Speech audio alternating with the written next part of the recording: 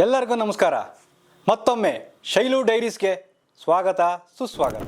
ಏಷ್ಯಾದಲ್ಲೇ ಮೊಟ್ಟ ಮೊದಲ ವಿದ್ಯುತ್ ಬೀದಿ ದೀಪ ಎಲ್ಲಿ ಬೆಳಗಿಸಿದ್ರು ಅಂತ ನಿಮ್ಗೆ ಗೊತ್ತಾ? ಏಷ್ಯಾದಲ್ಲೇ ಮೊಟ್ಟ ಮೊದಲ ವಿದ್ಯುತ್ ಬೀದಿ ದೀಪ ಬೆಳಗಿಸಿದ್ದು ಕರ್ನಾಟಕದ ನಮ್ಮ ಬೆಂಗಳೂರಿನಲ್ಲಿ. ಅದು 1905 ಆಗಸ್ಟ್ 5ರಂದು.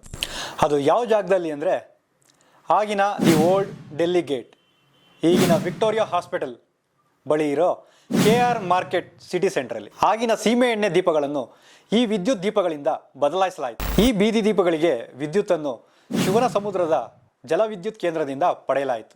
ಆಗಸ್ಟ್ 5, 1905 ವೈಸ್ರಾಯ್ ಕೌನ್ಸಿಲ್ ಸದಸ್ಯರಾದ ಸರ್ ಜಾನ್ ಹೆವೆಟ್ ಇವರು KR ಮಾರ್ಕೆಟ್ ಸಬ್ಸ್ಟೇಷನಲ್ಲಿ ಅಧಿಕೃತವಾಗಿ ಈ ಬೀದಿ ದೀಪಗಳಿಗೆ ಚಾಲನೆ ಕೊಟ್ಟರು. ದಿವಾನ್ PN ಕೃಷ್ಣಮೂರ್ತಿ ಹಾಗೂ ವಿದ್ಯುತ್ ಸಲಹೆಗಾರ JW ಮಿಯರ್ಸ್ ಮತ್ತು ಕರ್ನಲ್ PH ಬೆನ್ಸೆನ್ ಅಂತಹ ಗಣ್ಯರು ಹಾಜರಿದ್ದರು.